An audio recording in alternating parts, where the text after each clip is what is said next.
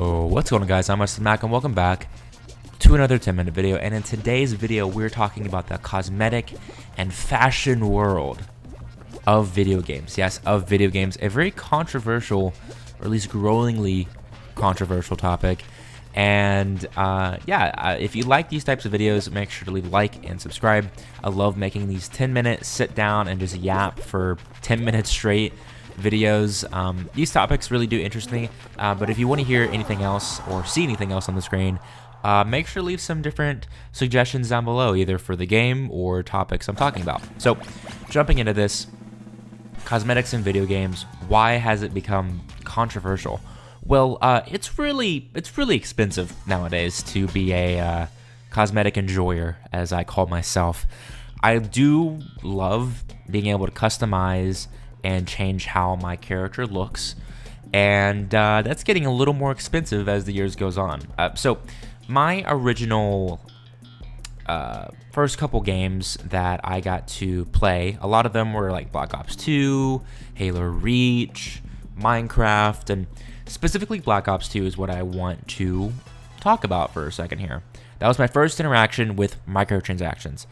Now, they feel a little more like macro transactions more than anything else. So, back in the day, I think you only had to spend like $3 or $4, and you could actually just buy a single wrap or skin. Sometimes they even came with bundles that would work for all of your guns in Black Ops. And they even had map packs and a season pass and stuff like that. But that was kind of the full extent of their cosmetics. Just some skins for a few bucks, and that was it. At that point, I'm not sure who got hooked harder, Activision or the player base. And I don't think anyone ever looked back after that. The evolution of cosmetics and how you got them completely changed after that. From going from Halo, where you grinded for hours upon hours to get the flaming skull or to get all these sick customization items, to nowadays you play a Halo Infinite and you spend like $40 and you can get like a cool helmet and a decent visor, and that's about it. So what happened? What the heck happened? Well, a lot of it was truly greed and an increase in prices, but I would say one major part of it that expanded their greed to no extent was loot boxes. And I know that's a almost forgotten about term, because a lot of it's actually been banned in multiple countries because it's seen as gambling, because it is kind of gambling. One of the main sources of that I think popularized the heck out of loot boxes was Overwatch. Their main way for you to get cosmetics was to open up loot boxes. Now, they weren't earnable at the time. They weren't that hard. I think if you leveled up or played a few games here and there, you could get a loot box. Now, this wasn't the first scenario when it comes to loot boxes. CSGO had it for a while too, but Overwatch took it to another extreme, as you could get a bunch of items, but half the time you're getting these sprays or duplicates, and people would spend a lot of money because they wouldn't get their loot boxes from the level up loot boxes. So you could spend like $100 on like 80 more loot boxes and hope you get the anniversary or summer games or winter games event. But if you didn't get it then you weren't getting it until the next year. And that's where the FOMO came from when it comes to video games, in my opinion. Now, there was one game that took it way too far, and in my opinion, killed the whole loot box thing. It brought too much attention to it, and then it started to become illegal, and it ruined that game for a while, and it was Battlefront 2. One of my favorite games nowadays. They've completely fixed the majority of the issues when it came to the progression system, as the entire progression system was either only loot boxes or hundreds, if not thousands of hours into the game. I don't remember the exact calculations, but I believe it was over 100 hours for you to unlock Darth Vader, or if you spent a lot of money on loot boxes, which were buyable. And a lot of your other progression for all of your troops, your heroes, your ships, your starships, your vehicles, everything about you, even down to your guns, was tied down to loot boxes. At that point, enough was enough, and I feel like that then opened the door for discussion of how do we monetize games without getting kids addicted to gambling. Now, if it was up to the higher ups at a lot of these companies, I'm sure they would rather than stay gambling. But the commissions of multiple different countries said otherwise, and therefore a new version of microtransactions had to be held. Now, there were smaller indications of different growth and different changes within the microtransaction industry. Some of it went back to normal, but then one game came along, and that game was Fortnite. They revolutionized what is now the common model of microtransactions, or really macro transactions. You have an item shop and you have a battle pass. The item shop is a rotating shop of items that could be seasonal, could be exclusive, but the majority of it is an item shop rotation where you really don't know what's going to come into the item shop until it comes in there.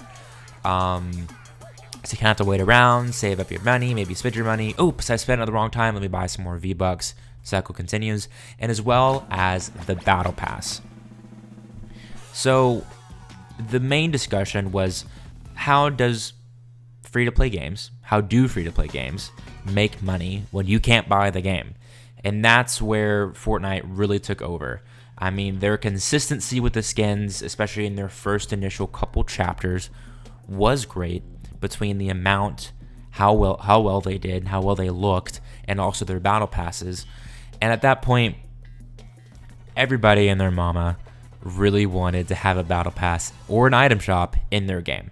And immediately you saw Call of Duty, eventually Halo with Halo Infinite, and currently one of the biggest games, Overwatch, and the game that I play the most right now, also has their own battle pass and item shop, which, in all fairness, was the entire reason why they made an Overwatch 2. They could talk however much they want about it. They wanted to do the PvE mode, but then realized how much money they were making off of the item shop and battle pass. I don't blame the developers. I just blame the higher-ups. So now we're in this predicament where Fortnite, I don't think, can make enough skins. And that's a crazy thing. I know that sounds insane.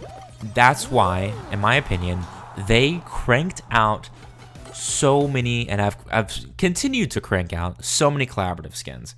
At that point, you are tapping into other IPs, and this is another discussion I talked about in one of my previous videos. I actually leave a little card up there if you guys want to watch that. But I talked about tapping into previous IPs, and that's why there's a classic and OG mode, is that if you can look back to the past, there's already fans of certain other IPs, whether that is Ghostbusters or the Saw movies or anime.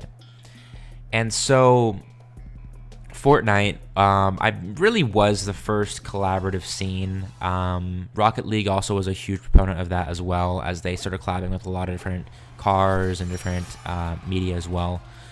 But Fortnite will never ever be topped in terms of their collaborations. They've done entire seasons. Recently, there was a second Marvel season with an entire battle pass full of Marvel characters. That is absolutely insane and unheard of prior to Fortnite. And I know we have like Overwatch collaborations, which are kind of hit or miss sometimes. Apex has collaborations where it's just really just kind of changing the color of the skins a little bit that kind of match what the character is supposed to look like. Nothing will ever match Fortnite putting Jigsaw as a character and making him look right as a playable character. He's supposed to be like 2 feet tall and a puppet, but they somehow made him into a humanoid where you can fight either Master Chief, Peter Griffin, or Kratos. Anyways, the world of cosmetics has completely changed, from going from prestiging camos in Call of Duty all the way now to Peter Griffin versus Rick and Morty. It is absolutely insane. And in my opinion, I just hope they become a little less predatory and just kind of maybe bring their money, the overall spending down a little bit, and just make it a little cheaper, respectfully. It's a lot to keep up with nowadays, and I wanna try to earn whatever little free credits I can. But man, it's like a full-time job trying to buy all these Overwatch skins. I don't get it, man. It's crazy. You know, we need a full-time job to actually buy all the skins. Anyways, I hope you guys enjoyed this. Hope you guys enjoyed the Fall Guys footage, which I forgot to mention. Fall Guys is a huge cosmetic game as well. I'm actually wearing a collaborative skin in this video, where I got this victory or winner. I thought it said victory. Jesus. Anyways, I hope you guys enjoyed this. Cosmetics is an interesting topic. I'd love to talk about more about this, and maybe even put games to games. Would you guys be interested in that?